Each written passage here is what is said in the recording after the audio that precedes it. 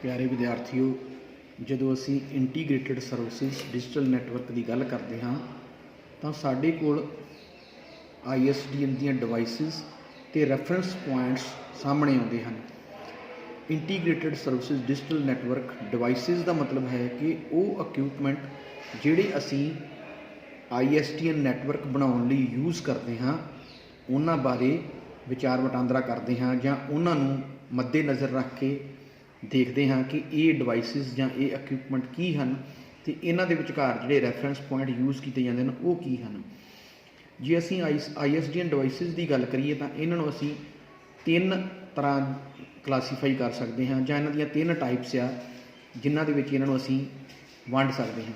ਸਭ ਤੋਂ ਪਹਿਲੇ ਹੈਗੀ terminal equipment TE1 and TE2, second ਹੈਗਾ terminal adapter TA and third one is network termination devices NT1 and NT2। ਹੁਣ ਅਸੀਂ ਦੇਖਾਂਗੇ ਕਿ ਇਹਨਾਂ ਦਾ ਕੀ ਭਾਵ ਹੈ। TE1 ਦਾ ਮਤਲਬ ਹੈਗਾ ਟਰਮੀਨਲ ਇਕਵਿਪਮੈਂਟ 1। ਟਰਮੀਨਲ ਇਕਵਿਪਮੈਂਟ 1 ਉਹ ਇਕਵਿਪਮੈਂਟ ਹਨ ਜਾਂ ਉਹ ਡਿਵਾਈਸਿਸ ਹਨ ਜਿਹੜੀਆਂ ISDN ਦੇ ਵਿੱਚ ਡਿਜੀਟਲ ਡਿਵਾਈਸਿਸ ਹੈਗੀਆਂ ਵਾ ਅਤੇ ਇਹਨਾਂ ਨੂੰ ਅਸੀਂ ਯੂਜ਼ ਕਰਦੇ ਹਾਂ ਟੈਲੀਫੋਨ ਕਰਨ ਲਈ ਜਾਂ ਫੈਕਸ ਕਰਨ ਲਈ। ਔਰ TE2 ਉਹ ਡਿਵਾਈਸਿਸ ਹੈਗੀਆਂ ਵਾ ਜਿਹੜੀਆਂ ਡਿਜੀਟਲ ਨਹੀਂ ਹੈਗੀਆਂ ਜਾਂ ਅਸੀਂ ਕਹਿ ਸਕਦੇ ਹਾਂ ਕਿ ਜਿਹੜਾ ਓਲਡ ਸਿਸਟਮ ਦੇ ਵਿੱਚ ਅਸੀਂ ਸਟੈਂਡਰਡ ਟੈਲੀਫੋਨ ਯੂਜ਼ ਕਰਦੇ ਸੀਗੇ ਜਿਹਦੇ ਵਿੱਚ ਐਨਾਲੌਗ ਲਾਈਨ ਯੂਜ਼ ਕੀਤੀ ਜਾਂਦੀ ਸੀ ਉਹਨੂੰ ਅਸੀਂ TE2 ਕਹਿੰਦੇ ਹਾਂ। ਅੱਗੇ ਹੈਗਾ ਟਰਮੀਨਲ ਅਡਾਪਟਰ। ਟਰਮੀਨਲ ਅਡਾਪਟਰ ਤੋਂ ਭਾਵ ਹੈਗਾ ਵਾ ਕਿ ਇੱਕ ਐਸਾ ਅਡਾਪਟਰ ਜਿਹੜਾ ਐਨਾਲੌਗ ਸਿਗਨਲ ਨੂੰ ਡਿਜੀਟਲ ਦੇ ਵਿੱਚ ਕਨਵਰਟ ਕਰਨ ਲਈ ਔਰ ਡਿਜੀਟਲ ਨੂੰ ਐਨਾਲੌਗ ਦੇ ਵਿੱਚ ਕਨਵਰਟ ਕਰਨ ਲਈ ਯੂਜ਼ ਕੀਤਾ ਜਾਂਦਾ ਹੈ। ਆਮ ਕਰਕੇ ਅਸੀਂ ਟਰਮੀਨਲ ਅਡਾਪਟਰ ਜਾਂ TA ਉੱਥੇ ਯੂਜ਼ ਕਰਦੇ ਹਾਂ ਜਿੱਥੇ ਅਸੀਂ TE2 ਡਿਵਾਈਸ ਯੂਜ਼ ਕਰਦੇ ਹਾਂ। ਠੀਕ ਹੈ। NT1 ਤੋਂ ਭਾਵ ਹੈਗਾ ਵਾ ਨੈਟਵਰਕ ਟਰਮੀਨੇਸ਼ਨ। NT1 ਉਹ ਡਿਵਾਈਸ ਹੈਗੀ ਆ ਜਿਹਦੇ ਵਿੱਚ ਸਾਡੀ ਸਟੈਂਡਰਡ ਡਿਵਾਈਸ ਚਾਹੇ ਉਹ ਡਿਜੀਟਲ ਹੈ ਜਾਂ ਨਾਨ ਡਿਜੀਟਲ ਹੈ ਪਰ ਉੱਥੋਂ ਜਿਹੜੀਆਂ ਸਾਡੀਆਂ ਦੋ ਵਾਇਰਸ ਜਾਂਦੀਆਂ ਵਾ ਉਹਨਾਂ ਦਾ ਜਿਹੜਾ ਐਂਡ ਹੁੰਦਾ ਵਾ ਉਹ ਜਾ ਕੇ NTN ਦੇ ਵਿੱਚ ਹੁੰਦਾ ਵਾ। ਅਤੇ ਇਹ ਸਾਨੂੰ NT1 ਜਿਹੜਾ ਹੈਗਾ ਸਾਨੂੰ basically line monitoring, power feeding, error statistics ਅਤੇ ਪ੍ਰੋਪਰ ਟਾਈਮਿੰਗ ਬਾਰੇ ਜਿਹੜਾ ਹੈਗਾ ਵੀ ਜਾਣਕਾਰੀ ਵੀ NT1 ਜਿਹੜਾ ਹੈਗਾ ਇਹ ਸਾਨੂੰ ਦਿੰਦਾ ਵਾ। NT2 ਜਿਹੜਾ ਹੈਗਾ ਵਾ ਇਹ ਵੀ ਨੈਟਵਰਕ ਟਰਮੀਨੇਸ਼ਨਸ ਹੈਗੀ ਆ। ਇਹ NT2 ਜਿਹੜੀ ਹੈਗੀ ਆ ਇਹ NT1 ਦੇ ਨਾਲ ਜਿਹੜੀ ਹੈਗੀ ਯੂਜ਼ ਕੀਤੀ ਜਾਂਦੀ ਆ। ਅਤੇ ਜਿਵੇਂ ਮੈਂ ਪਹਿਲਾਂ ਦੱਸਿਆ ਹੈ ਕਿ NT1 ਜਿਹੜੀ ਹੈਗੀ ਆ ਇਹ NT2 ਤੋਂ ਅੱਗੇ ਸੈਂਟਰਲ ਆਫਿਸ ਦੇ ਵਿੱਚ ਜਿਹੜਾ ਸਵਿੱਚ ਲੱਗਾ ਹੁੰਦਾ ਵਾ ਉਸ ਸਾਈਡ ਜਿਹੜੀ ਹੈਗੀ ਯੂਜ਼ ਕੀਤੀ ਜਾਂਦੀ ਆ। ਪਰ NT2 ਜਿਹੜੀ ਹੈਗੀ ਆ NT2 ਬੇਸਿਕਲੀ ਜਿਹੜੀਆਂ ਸਾਡੀਆਂ ਡਿਜੀਟਲ ਜਾਂ ਨਾਨ ਡਿਜੀਟਲ ਡਿਵਾਈਸਿਸ ਹੈਗੀਆਂ ਵਾ ਉਹਨਾਂ ਦੇ ਨਾਲ ਜਿਹੜੀ ਹੈਗੀ ਯੂਜ਼ ਕੀਤੀ ਜਾਂਦੀ ਆ। ਸਾਡੀਆਂ ਡਿਜੀਟਲ ਜਾਂ ਨਾਨ ਡਿਜੀਟਲ ਡਿਵਾਈਸਿਸ ਦੇ ਵਿੱਚੋਂ ਸਾਡੀਆਂ ਦੋ ਵਾਇਰਸ ਜਿਹੜੀਆਂ ਹੈਗੀਆਂ ਉਹ S ਰੈਫਰੈਂਸ ਪੁਆਇੰਟ ਨੂੰ ਜਾਂ ਟਰਮੀਨਲ ਅਡਾਪਟਰ ਤੋਂ ਅੱਗੇ ਜਿਹੜਾ ਹੈਗਾ S ਰੈਫਰੈਂਸ ਪੁਆਇੰਟ ਨੂੰ ਜਾਂਦੀਆਂ ਵਾ। ਉੱਥੇ ਉਹਦੇ ਤੋਂ ਅੱਗੇ ਜਿਹੜੀ ਹੈਗੀ ਆ ਫਿਰ NT1 ਡਿਵਾਈਸ ਜਿਹੜੀ ਹੈਗੀ ਉਹ ਯੂਜ਼ ਕੀਤੀ ਜਾਂਦੀ ਆ। ਤੋ ਜਦੋਂ ਸਾਡੀਆਂ ਡਿਜੀਟਲ ਜਾਂ ਜਿਹੜੀਆਂ ਨਾਨ ਡਿਜੀਟਲ ਡਿਵਾਈਸਿਸ ਹੈਗੀਆਂ ਇਹਨਾਂ ਦੇ ਵਿੱਚ ਦੋ ਵਾਇਰਸ ਜਾਂਦੀਆਂ ਵਾ ਜਿਹੜੀਆਂ NT2 ਦੇ ਵਿੱਚ ਜਾਂਦੀਆਂ ਵਾ ਔਰ NT2 ਤੋਂ ਅੱਗੇ ਜਿਹੜੀਆਂ ਹੈਗੀਆਂ 4 ਵਾਇਰਸ ਹੈਗੀਆਂ ਜਿਹੜੀਆਂ NT1 ਦੇ ਵਿੱਚ ਲੱਗਦੀਆਂ ਵਾ।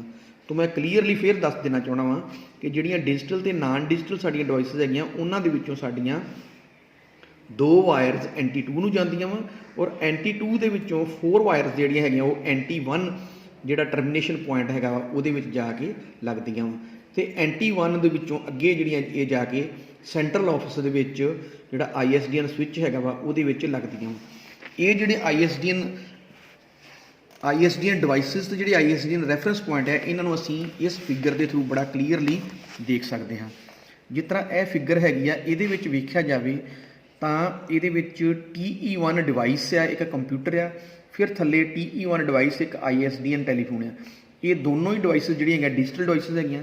ਥੱਲੇ ਹੈਗੀ TE2 ਡਿਵਾਈਸ ਸਟੈਂਡਰਡ ਟੈਲੀਫੋਨ ਜਿਹੜਾ ਅਸੀਂ ਓਲਡ ਸਮੇਂ ਦੇ ਵਿੱਚ ਯੂਜ਼ ਕਰਦੇ ਸੀ। ਇਹ ਐਨਾਲੌਗ ਟੈਲੀਫੋਨ ਹੈਗਾ ਵਾ, ਇਹ ਡਿਜੀਟਲ ਨਹੀਂ ਹੈਗਾ।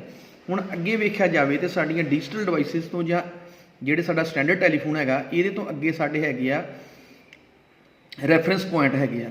ਉੱਪਰ ਦੋ ਜਿਹੜੀਆਂ ਡਿਜੀਟਲ ਡਿਵਾਈਸਿਸ ਹੈਗੀਆਂ ਇਹਨਾਂ ਦੇ ਵਿੱਚ ਐਸ ਰੈਫਰੈਂਸ ਪੁਆਇੰਟ ਹੈਗਾ ਵਾ, ਔਰ ਜਿਹੜੀਆਂ ਹੈਗੀਆਂ ਵਾ ਆਪਣੀਆਂ ਜਿਹੜਾ ਨਾਨ ਡਿਜੀਟਲ ਹੈਗਾ ਵਾ ਇਹਦੇ ਵਿੱਚ ਆਰ ਰੈਫਰੈਂਸ ਪੁਆਇੰਟ ਹੈਗਾ ਵਾ। ਨਾਨ ਡਿਜੀਟਲ ਦੇ ਵਿੱਚ ਆਰ ਰੈਫਰੈਂਸ ਪੁਆਇੰਟ ਤੋਂ ਅੱਗੇ ਜਿਹੜਾ ਹੈਗਾ ਟਰਮੀਨਲ ਅਡਾਪਟਰ ਉਹ ਲੱਗਾ ਹੋਇਆ ਹੈ। ਫਿਰ ਜਿਹੜੀਆਂ ਹੈਗੀਆਂ ਵਾ ਅੱਗੇ ਇਸ ਤੋਂ ਐਸ ਇੰਟਰਫੇਸ ਤੋਂ ਅੱਗੇ ਜਿਹੜਾ ਹੈਗਾ NT2 ਜਿਹੜੀ ਹੈਗੀ ਆ ਡਿਵਾਈਸ ਉਹ ਲੱਗੀ ਹੋਈ ਹੈ, ਨੈਟਵਰਕ ਟਰਮੀਨੇਸ਼ਨ ਡਿਵਾਈਸ। ਤੇ ਨੈਟਵਰਕ ਟਰਮੀਨੇਸ਼ਨ ਡਿਵਾਈਸ ਦੇ ਵਿੱਚੋਂ ਜਿਹੜੀਆਂ ਹੈਗੀਆਂ ਵਾ 4 ਵਾਇਰਸ ਨਿਕਲਦੀਆਂ ਵਾ, ਉਹਨਾਂ ਦੇ ਵਿੱਚ ਇੱਕ T ਰੈਫਰੈਂਸ ਪੁਆਇੰਟ ਪਾਇਆ ਜਾਂਦਾ ਵਾ ਜਿਹੜਾ ਅੱਗੇ ਜਾ ਕੇ NT1 ਨੈਟਵਰਕ ਟਰਮੀਨੇਸ਼ਨ ਪੁਆਇੰਟ ਦੇ ਨਾਲ ਜਿਹੜੇ ਇਹਨਾਂ ਲਾਈਨਸ ਨੂੰ ਜੋੜਦਾ ਵਾ।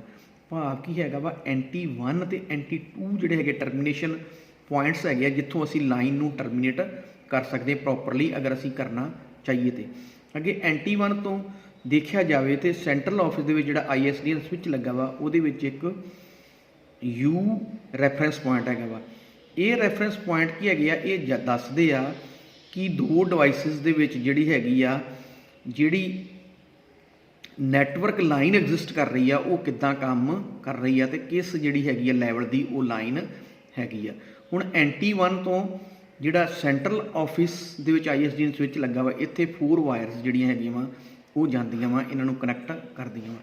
ਅੱਗੇ ISDN ਸਵਿਚ ਜਿਹੜਾ ਹੈਗਾ ਇਹ ਸੈਂਟਰਲ ਆਫਿਸ ਦੇ ਵਿੱਚ ਲੱਗਾ ਵਾ ਤੇ ਇਹ ਜਿਹੜਾ ਹੈਗਾ ਵਾ ਕਿਸੇ ਦੂਸਰੇ ਆਫਿਸ ਦੇ ਜਿਹੜਾ ISDN ਸਵਿਚ ਲੱਗਾ ਉਹਦੇ ਨਾਲ ਨੈਟਵਰਕ ਦੇ ਤੌਰ ਤੇ ਕਨੈਕਟਡ ਹੈਗਾ ਵਾ। ਹੁਣ ਇਹਨਾਂ ਦੇ ਵਿੱਚ ਜਿਹੜੇ ਹੈਗੇ 3 ਤਰ੍ਹਾਂ ਦੀ ਟੈਕਨੋਲੋਜੀ ਯੂਜ਼ ਹੁੰਦੀ ਆ, ਸਵਿਚਡ ਨੈਟਵਰਕ, ਪੈਕੇਟ ਨੈਟਵਰਕ ਤੇ ਪ੍ਰਾਈਵੇਟ ਲਾਈਨ ਨੈਟਵਰਕ। ਹੁਣ ISDN ਸਵਿਚ ਜਿਹੜਾ ਹੈਗਾ ਕਿਸੇ ਤਰ੍ਹਾਂ ਦੀ ਵੀ ਟੈਕਨੋਲੋਜੀ ਜਿਹੜੀ ਹੈਗੀ ਆ, ਚਾਹੇ ਉਹ ਸਵਿਚਡ ਟੈਕਨੋਲੋਜੀ ਆ, ਚਾਹੇ ਉਹ ਪੈਕੇਟ ਟੈਕਨੋਲੋਜੀ ਆ। ਸਵਿਚਡ ਟੈਕਨੋਲੋਜੀ ਤੋਂ ਭਾਵ ਸਰਕਟ ਸਵਿਚਿੰਗ ਟੈਕਨੋਲੋਜੀ ਤੇ ਪੈਕੇਟ ਸਵਿਚਿੰਗ ਟੈਕਨੋਲੋਜੀ ਤੇ ਪ੍ਰਾਈਵੇਟ ਲਾਈਨ ਨੈਟਵਰਕ ਜਿਹੜੀ ਡੈਡੀਕੇਟਡ ਲਾਈਨ ਆ ਉਹਨੂੰ ਜਿਹੜਾ ਹੈਗਾ ਯੂਜ਼ ਕਰਕੇ ਇੱਕ ਜਗ੍ਹਾ ਤੋਂ ਦੂਜੀ ਜਗ੍ਹਾ ਤੇ ਇਨਫੋਰਮੇਸ਼ਨ ਜਿਹੜਾ ਹੈਗਾ ਉਹ ਪਹੁੰਚਾ ਸਕਦਾ ਵਾ ਜਾਂ ਦੂਸਰੀ ਜਗ੍ਹਾ ਤੋਂ ਇਹ ਇਨਫੋਰਮੇਸ਼ਨ ਰਿਸੀਵ ਕਰ ਸਕਦਾ ਵਾ।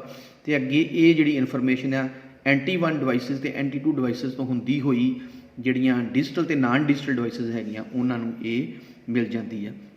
ਹੁਣ ਅਸੀਂ ਇਸ ਫਿਗਰ ਦੇ ਵਿੱਚ ਵੇਖੀਏ ਤਾਂ ਸਾਨੂੰ ਕਲੀਅਰਲੀ ਦਿਖਾਈ ਦਿੰਦਾ ਵਾ ਕਿ ਟਰਮੀਨਲ ਇਕਵਿਪਮੈਂਟਸ ਤੋਂ ਲੈ ਕੇ ਤੇ ਜਿਹੜਾ NT1 ਹੈਗਾ ਵਾ ਤੇ NT1 ਦੇ ਵਿੱਚ ਜਿਹੜਾ U ਰੈਫਰੈਂਸ ਪੁਆਇੰਟ ਹੈਗਾ ਉੱਥੋਂ ਤੱਕ ਜਿਹੜਾ ਹੈਗਾ ਕਸਟਮਰ ਪ੍ਰੀਮਾਈਜ਼ ਹੈ।